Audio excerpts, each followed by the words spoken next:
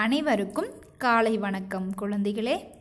இன்றைக்கி நம்ம தமிழ் வகுப்பில் பைந்தமிழ் இலக்கணம் பற்றி பார்க்க போகிறோம்.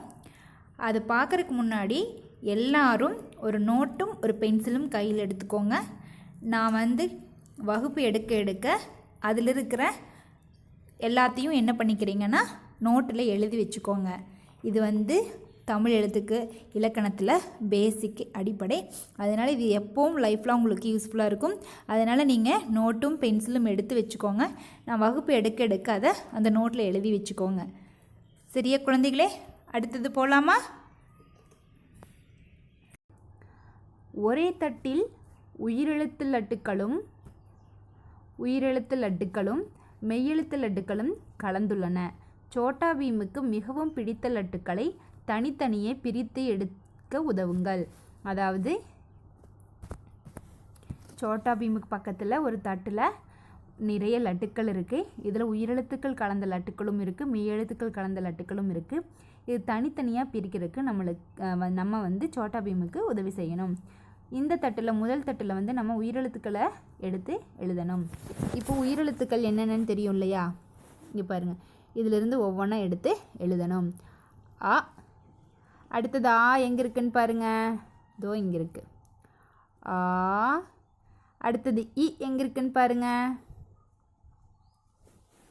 கண்டுபிடிங்க பார்க்கலாம், இதோ இங்கே இருக்குது. ஓகேவா?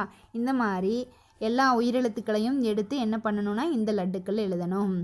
அ, ஆ, இ, ஈ, உ, ஊ, ஏ, ஏ, ஐ, ஓ, ஓ, ஔ.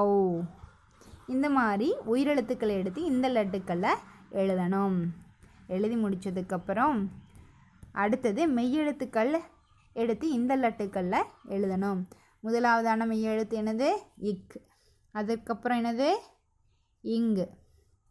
அடுத்தது இச். அடுத்தது இஞ்ச், இட், இன், இத், இந்து, இப், இம், ஈ, இர், இல், இவ், இல், இல், இட், இன். எல்லாரும் அழகாக எழுதணும். ஓகேவா? இப்போ மெய்யெழுத்துக்களை எடுத்து எழுதியாச்சு. சோட்டா பீமுக்கு பக்கத்தில் அந்த தட்டில் உயிரெழுத்துக்கள் மெய்யெழுத்துக்கள் கலந்த லட்டுக்கள் இருந்துச்சு. இப்போ நம்ம உயிரெழுத்துக்கள் கலந்த லட்டு தனியாகவும் மெய்யெழுத்துக்கள் கலந்த லட்டுக்களை தனியாகவும் எடுத்து எழுதிட்டோம். அடுத்தது உயிர்மெய் எழுத்துக்களை பற்றி பார்க்கலாம். உயிர்மெய் எழுத்துக்கள் எப்படி வருதுன்னு பார்க்கலாம். இதெல்லாம் என்னது? உயிரெழுத்துக்கள். உயிரெழுத்துக்கள் மொத்தம் எத்தனை? 12. மெய்யெழுத்துக்கள் என்னது? இக்கு இங்கிச்சில் இருக்கு இல்லையா? இதைத்தான் நம்ம என்னென்னு சொல்லுவோம்னா உயிரெழுத்துக்கள் அப்படின்னு, மெய்யெழுத்துக்கள் அப்படின்னு சொல்லுவோம். மெய்யெழுத்துக்கள் எத்தனை? 18. உயிரெழுத்துக்கள் எத்தனை? 12. உயிரெழுத்துக்களும் மெய்யெழுத்துக்களும் ஒன்றுடன் ஒன்று சேர்ந்து கிடைப்பது தான் உயிர்மெய் எழுத்துக்கள். இங்கே பாருங்கள், இக்கின்ற மெய்யெழுத்தும் அ என்ற உயிரெழுத்தும் சேர்ந்தது தான் கா என்ற உயிர்மெய் எழுத்து. இங்கென்ற மெய்யெழுத்தும் அ என்ற உயிரெழுத்தும் சேர்ந்தது தான் கா என்ற உயிர்மெய் எழுத்து. இச்சென்ற மெய்யெழுத்தும் ஆ என்ற உயிரெழுத்தும் சேர்ந்தது தான் சா என்ற உயிர்மெய் எழுத்து. இந்த மாதிரி ஒவ்வொரு எழுத்தும் ஒரு மெய்யெழுத்தும் அந்த உயிரெழுத்தும் கலந்து சேர்ந்து வருவது தான் நம்மளுக்கு உயிர்மெய் எழுத்துக்கள். இப்போ பாருங்கள், அதே மாதிரி இக்கு கூட்டல் ஆ கா கிடச்சிருக்குது. இக்கு கூட்டல் ஆ கா, இக்கு கூட்டல் இ கி, இக்கு கூட்டல் இ கி.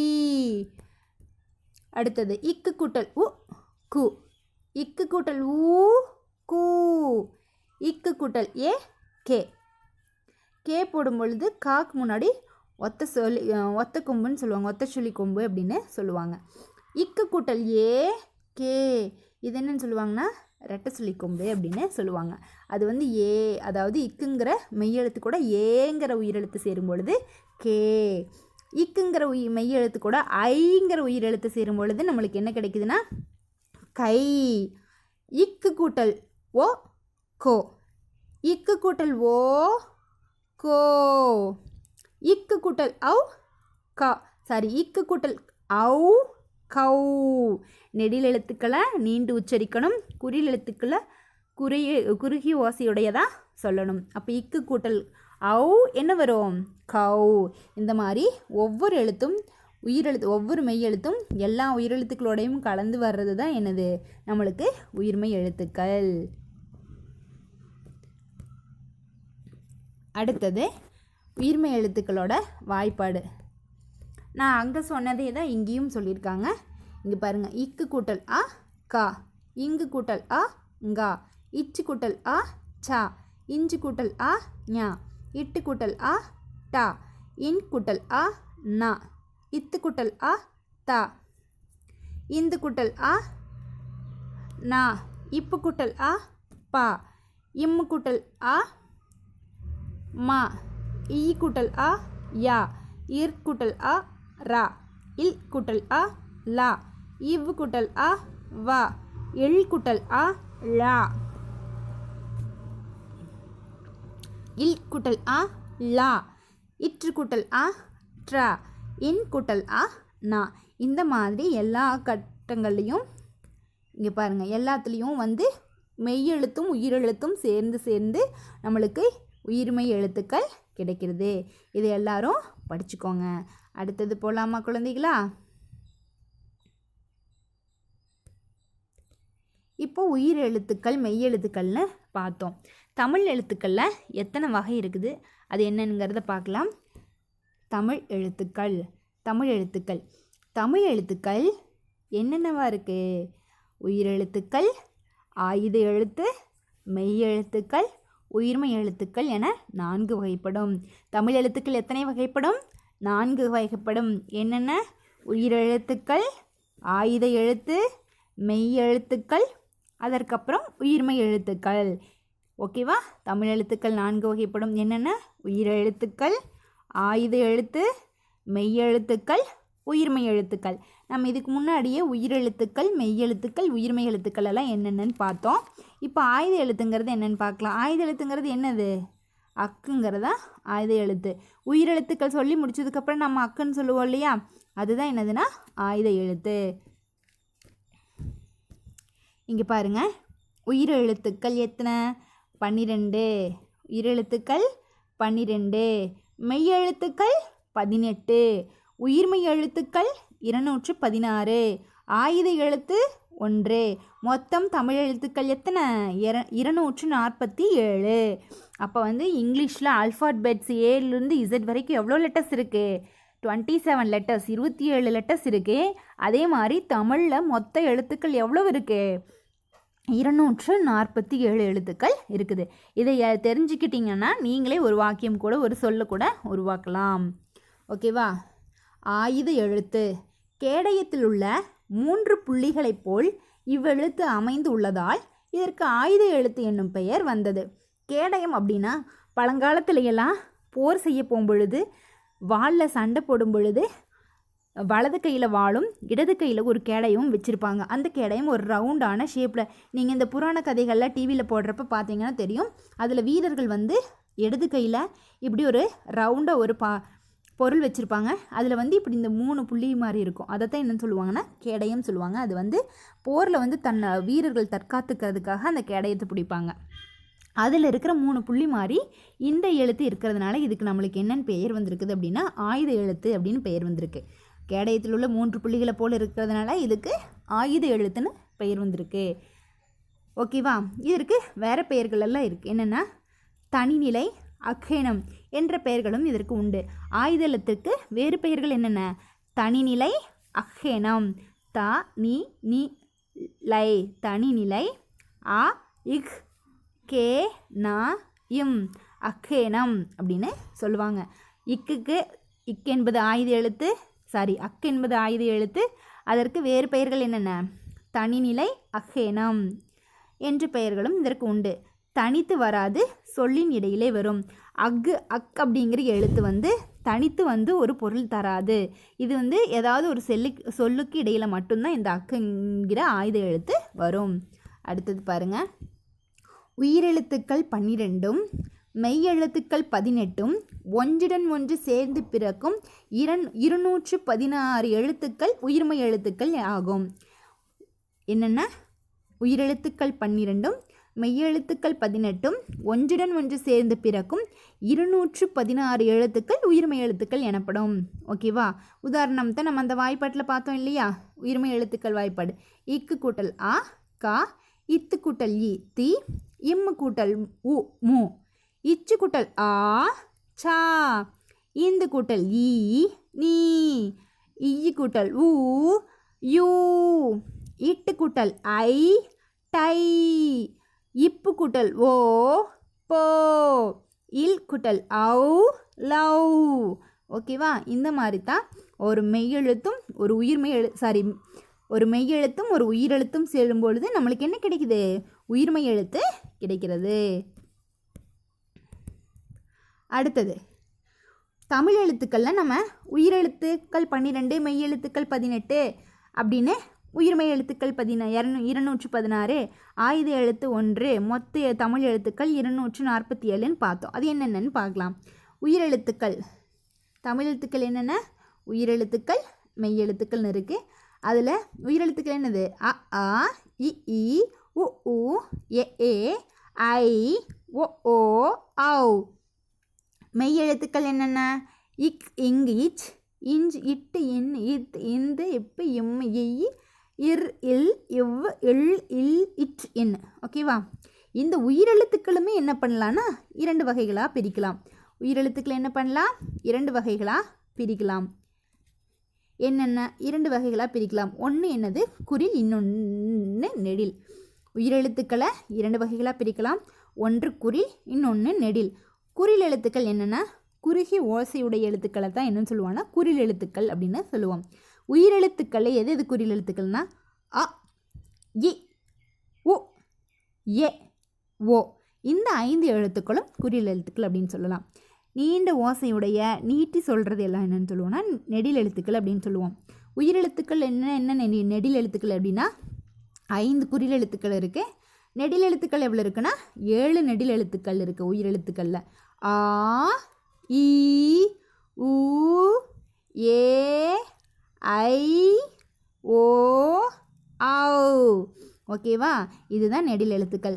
உயிரெழுத்துக்கள் 2 வகைப்படும். அது என்னென்னா குறில், நெடில். குறில் எவ்வளோ எழுத்துக்கள் அப்படின்னா 5 எழுத்துக்கள். நெடில் எவ்வளோ எழுத்துக்கள்னா 7 எழுத்துக்கள். ஓகேவா? அடுத்தது நம்ம என்ன பண்ணலான்னா மெய்யெழுத்துக்களுக்கு போகலாம். மெய்யெழுத்துக்களில் 3 வகை இருக்குது. என்னென்ன அப்படின்னா வல்லினம், மெல்லினம், இடையினம். மெய்யெழுத்துக்களில் எவ்வளோ வகை இருக்குது? 3 வகை இருக்குது. ஒன்று வல்லினம், இன்னொன்று மெல்லினம், மூன்றாவதாக இடையினம். ஓகேவா? வல்லினம் அப்படின்னா இக் இச் இட் இத் இப்பு இர் இற்று. அதாவது இதைய புள்ளியெல்லாம் எடுத்துகிட்டு சொல்லணும்னா எப்படி சொல்லுவோம்னா கசட தபர, கசட தபர அப்படின்னு சொல்லுவோம். இதுக்கு புள்ளியெல்லாம் வச்சு அதுதான் எனது வல்லின எழுத்துக்கள். அப்புறம் மெல்லினம் இங்கு இஞ்சு இன் இந்த் இம் இன், இதையெல்லாம் என்னென்னு சொல்லுவோன்னா மெல்லினம், மெல்லிய ஓசையுடைய எழுத்துக்கள். அதனால மெல்லினம்னு சொல்கிறோன்னா இது வலிய ஓசையுடையதால் இதை வல்லினம் சொல்கிறோம். இந்த மெய்யெழுத்துக்களில் வல்லினம் அல்லாத எழுத்துக்கள், மெல்லினம் அல்லாத எழுத்துக்கள், அதைத்தான் நம்ம என்னன்னு சொல்லுவோம்னா இடையினம் அப்படின்னு சொல்லுவோம். இடையினம் என்னென்ன எழுத்துக்கள்னா இ இர் இல் இவ் இல் இல், இந்த 6 எழுத்துக்களையும் நம்ம என்னன்னு சொல்லுவோம்னா இடையின எழுத்துக்கள்னு சொல்லுவோம். வல்லினம் 6 எழுத்துக்கள், மெல்லினம் 6 எழுத்துக்கள், இடையினம் 6 எழுத்துக்கள். மொத்தம் எவ்வளோ மெய் எழுத்துக்கள்னா 18 எழுத்துக்கள். ஓகேவா? மெய்யெழுத்துக்கள் எத்தனை வகைப்படும்? 3. ஒன்று வல்லினம், மெல்லினம், இன்னொன்று மெல்லினம், மூன்றாவதாக இடையினம். வல்லினம் 6 எழுத்துக்கள், மெல்லினம் 6 எழுத்துக்கள், இடையினம் 6 எழுத்துக்கள். வல்லினம் என்பது வலிய ஓசையுடைய எழுத்துக்கள், மெல்லினம் என்பது மெல்லிய ஓசையுடைய எழுத்துக்கள். இந்த இரண்டிலும் வராத எழுத்துக்கள் மெய் எழுத்துக்களை தான் என்னென்னு சொல்லுவோம்னா இடையின எழுத்துக்கள் அப்படின்னு சொல்லுவோம். இதையெல்லாம் என்ன பண்ணுறீங்கன்னா நல்லா வந்து படிச்சுக்கணும். அடுத்தது மெய்யெழுத்துக்களின் வகைகள். மெய்யெழுத்துக்கள் வல்லினம், மெல்லினம், இடையினம் என 3 வகைப்படும். இப்போ தான் பார்த்தோம். சொற்களை வல்லின, மெல்லின, இடையின மெய்யெழுத்துக்களின் அடிப்படையில் பிரித்து வரிசைப்படுத்தி அட்டவணையில் நிரப்புக அப்படின்னு சொல்லியிருக்காங்க. வல்லின மெய்யெழுத்துக்கள், மெல்லின மெய்யெழுத்துக்கள், இடையின மெய்யெழுத்துக்கள். ஓகேவா? இப்போ பாருங்கள், கீழே கொடுத்துருக்கிற வார்த்தைகள் சொற்கள் இருக்கு இல்லையா, இதில் வந்து எது வல்லின மெய்யெழுத்துக்களில் வருமோ அந்த பாக்ஸில் எடுத்து ரைட் பண்ணணும். மெல்லின எழுத்துக்கள் வர்ற பாக்ஸில் எடுத்து ரைட் பண்ணணும். அடுத்தது இடையின எழுத்துக்கள் வர்ற பாக்ஸில் எடுத்து அந்த எழுத்துக்களை எழுதணும், சொற்களை எழுதணும். இப்போது சித்திரைன்னு முதல் எழுத்து இருக்குது. இதில் சி இத் தி ரை, இந்த சித்திரையில் வர்ற மெய்யெழுத்து எது? இத்து. இத்துங்கிறது மெல்லினமா வல்லினமா இடையினமா? வல்லினம். அப்போது இத்துங்கிற எழுத்து வல்லினம் பாக்ஸில் எங்கே இருக்குது? இங்கே இருக்குது. அப்போ இந்த சித்திரை எடுத்து எங்கே எழுதணும்னா இந்த இடத்துக்கு எழுதணும். சி இத் தி ரை, சித்திரை அப்படின்னு எழுதணும். அடுத்தது கொக்கு இருக்குது. இக்கு என்பது என்னது? வல்லின மெய்யெழுத்து. ஸோ இந்த வல்லின மெய்யெழுத்து எடுத்து இந்த பாக்ஸில் எழுதணும். ஆல்ரெடி இவங்க எழுதிட்டாங்க, அதனால் அது எழுத வேண்டியதில்லை. அடுத்தது பச்சை. பச்சையில் இச்சு என்பது ஒரு மெய்யெழுத்து. இது இச்சு என்பது எந்த பாக்ஸில் இருக்குன்னு பார்க்கணும், எந்த பெட்டியில் இருக்குன்னு பார்க்கணும். இதோ இந்த வல்லின மெய்யெழுத்துக்கள் இருக்கிற பெட்டியில் இருக்குது. அப்போ இங்கே எடுத்து இந்த பச்சை அப்படிங்கிற சொல்லை எழுதணும். ஓகேவா? அடுத்தது பாருங்க, இஞ்சி. இஞ்சி அப்படிங்கிற சொல்ல இஞ்சுங்கிற ஒரு மெய்யெழுத்து இருக்குது. இந்த இஞ்சுங்கிற மெய்யெழுத்து எங்கே இருக்குன்னு பாருங்க. இதில் இல்லை, வல்லினத்தில் இல்லை, மெல்லினத்தில் இந்த இடத்துல இருக்கு. அப்போ இஞ்சிங்கிற சொல் எடுத்து இங்கே எழுதணும்.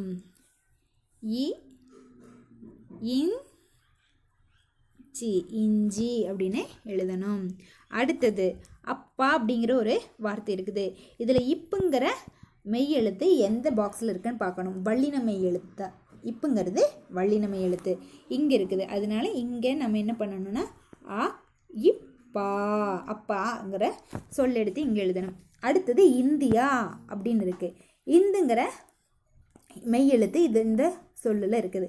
இந்துங்கிற மெய்யெழுத்து இங்கே எங்கே இருக்குதுன்னா இந்த மெல்லின மெய்யில பாக்ஸில் இருக்குது.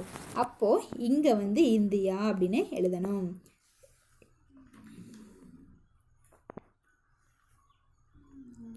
ஓகேவா? அடுத்தது வட்டம். வட்டமில் வந்து ஒரு அந்த சொல்லோட கடைசியில் இருக்கிற மெய்யெழுத்தை பார்க்கக்கூடாது, இடையில் இருக்கிற மெய்யெழுத்தை பார்க்கணும். வட்டத்தில் நடுவில் இருக்கிற மெய்யெழுத்து இட்டு. இட்டு எங்கே வருதுன்னு பார்க்கணும். இட்டு இங்கே இருக்குது. ஸோ வட்டம் இந்த பாக்ஸில் எடுத்து எழுதணும். அடுத்தது சங்கு. இங்குங்கிற மெய்யெழுத்து இதில் வந்திருக்கு. இங்கே எங்கே இருக்குன்னு பார்த்து அதில் எடுத்து எழுதணும். இப்போ வந்து இங்குங்கிறது எங்கே இருக்குது? வல்லின மெல்லின மெய்யெழுத்துக்கள் இருக்குது. ஓகேவா? அப்போது சங்குங்கிறது எங்கே எழுதணும்னா இந்த இங்கு இருக்கிற மெய்யெழுத்து பாக்ஸில் எழுதணும். எழுதியாச்சு. அடுத்தது நண்டு அப்படின்னு இருக்குது. நண்டுங்கிறதுல இன் 3 சுழி இன் அப்படிங்கிறது ஒரு மெய்யெழுத்து. அது என்ன மெய்யெழுத்துனா மெல்லின மெய்யெழுத்து. எங்கே இருக்குது? இன்னு இங்கே இருக்குது. ஸோ இந்த நண்டுவை கொண்டு இந்த பாக்ஸில் இந்த பெட்டியில் எழுதணும். அடுத்து என்னது இருக்கு? காய். காயில் எது மெய்யெழுத்து? ஈ. இந்த ஈயில் வந்து இது இந்த ஈங்கிறது எங்கே இருக்கு பாருங்க. தோ இங்கே இருக்கு, இடையினத்தில் இருக்கு. அப்போ கா ஈ அப்படிங்கிறத இந்த பெட்டியில் எழுதணும். அடுத்தது காய் வரைக்கும் எழுதியிருக்கோம். அடுத்தது என்னது? தாழம்பூ. இதில் இம்முங்கிறது மெய்யெழுத்து. இம் எங்கே இருக்கு? இந்த கட்டத்தில் இருக்கு. ஸோ இந்த பெட்டியில் நம்ம என்ன எழுதணும்? தாழம்பூ அப்படிங்கிறத எழுதணும். தாழம்பூ. ஓகேவா? அடுத்தது பாலர் அப்படின்னு இருக்குது. நம்ம வந்து 2 மெய்யெழுத்துக்கள் வரும் பொழுது முதல்ல இருக்கிற மெய்யெழுத்து மட்டும்தான் எடுத்துக்கணும். இப்போ வந்து இந்த வட்டத்தில் வந்து இங்கே இட்டு இம்ங்கிற 2 மெய்யெழுத்துக்கள் வருது. நம்ம முதல்ல வர்ற மெய்யெழுத்தை தான் எடுத்துக்கணும். இப்போ இங்கே பாலர் அப்படின்னு இருக்குன்னா இங்கே ஒரே ஒரு மெய்யெழுத்து இருங்கிற மெய்யெழுத்து வருது. இந்த இருங்கிற மெய்யெழுத்து இந்த கட்டங்களில் எங்கே இருக்குதுன்னு பார்க்கணும். எங்கே இருக்குது? இதோ இங்கே இருக்குது. அப்போ இங்கே வந்து என்னென்னு எழுதணும்னா பாலர் அப்படின்னு எழுதணும். அடுத்தது என்ன இருக்குன்னா தமிழ் அப்படின்னு இருக்குது. தமிழில் எது வந்து மெய் எழுத்துனா இல். அப்போ இந்த இல் இருக்கிற பாக்ஸில் கொண்டு நம்ம தமிழ் அப்படின்னு எழுதணும். அடுத்தது நன்றி. நன்றியில் எது வந்து உங்களுக்கு மெய் எழுத்து? புள்ளி வச்சிருக்கிற எழுத்து தானே மெய் எழுத்து. அதில் இன்னுங்கிற மெய் எழுத்து இருக்குது. அப்போது இந்த இன்னுங்கிற பாக்ஸில் நன்றி அப்படின்னு எழுதணும். அடுத்தது பள்ளி. பள்ளி நான் ஆல்ரெடி சொன்னேனே லாஸ்ட் கிளாஸில், இந்த இல்லு வந்துச்சுன்னா பள்ளிக்கூடம். இப்போ இந்த இல்லு எங்கே இருக்குன்னு பாருங்கள், இதோ இங்கே இருக்கு. அதனால் பள்ளி இங்கே எழுதணும். அழகாக எழுதுங்க. ஓகேவா? அடுத்தது செவ்வாய். செவ்வாயில் எங்கள் மெய் எழுத்து நான் என்ன சொல்லிக்கிறேன், 2 மெய் எழுத்துக்கள் வந்துச்சுன்னா அதில் முதல்ல வர்ற மெய் எழுத்துக்களை தான் எடுத்துக்கணும்னு சொல்லியிருக்கேன். அப்போ இது முதல்ல வர்றது என்னதுன்னா இவ். அப்போ இவ்வுங்கிறது இடையின மெய் எழுத்து. இவ் எங்கே இருக்குது? இதோ இங்கே இருக்குது. அப்போ இந்த பெட்டியில் செவ்வாய் அப்படிங்கிறத எழுதணும்.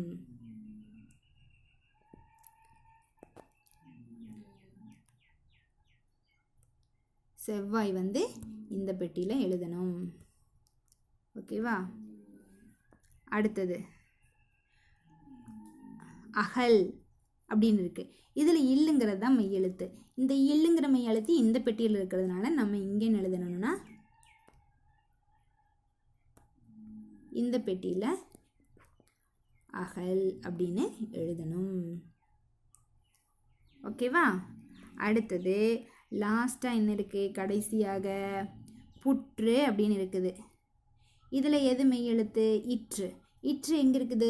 இதோ இங்கே இருக்குது. அப்போ இந்த புற்றுங்கிற ஒரு சொல்லை எடுத்து இந்த பெட்டியில் எழுதணும். ஓகேவா? இப்போது கடைசியாக எழுதி முடிச்சதுக்கப்புறம் பாருங்கள், நீங்கள் இந்த பாக்ஸில் எழுதியிருக்கிறது எல்லாமே வந்து உங்களுக்கு என்னவாக இருக்குன்னா வல்லின மெய் எழுத்துக்கள் தான் அந்த சொற்களுக்குள்ளே இருக்கும். இதில் இந்த பாக்ஸில் எழுதியிருக்கீங்க இல்லையா, அதுக்குள்ளே என்ன இருக்குன்னா மெல்லின மெய் எழுத்துக்கள் இருக்கும். இந்த பாக்ஸில் எழுதியிருக்கக்குள்ள சொற்களுக்குள்ள இடையிலையோ இல்லை கடைசியிலையோ உங்களுக்கு இடையின மெய் எழுத்துக்கள் இருக்கும். ஆக்சுவலாக ஒரு வார்த்தை ஒரு சொல் கொடுத்துருந்தாங்கன்னா அதில் புள்ளி வச்சிருக்கிற எழுத்து தான் மெய் எழுத்து. அந்த எழுத்தை பார்த்துட்டு அந்த எழுத்து இந்த பாக்ஸ்குள்ளே எங்கே இருக்குன்னு பார்த்துட்டு அதுக்கு நேராக வந்து நீங்கள் அந்த சொல் எடுத்து எழுதுங்க. கடைசியாக நீங்கள் அரேஞ்ச் பண்ணியிருக்கிறது வரிசைப்படுத்தியிருக்கிறத வச்சு பார்க்கும் பொழுது இந்த முதலாவதாக இருக்கிற பெட்டியில் எழுதியிருக்கிறது வல்லின மெய் எழுத்துக்கள் கலந்த சொற்களாகவும், இது வந்து மெல்லின மெய் எழுத்துக்கள் கலந்த சொற்களாகவும், இது வந்து இடையின மெய் எழுத்துக்கள் கலந்த சொற்களாகவும் இருக்கும். ஓகேவா? சரி குழந்தைகளே,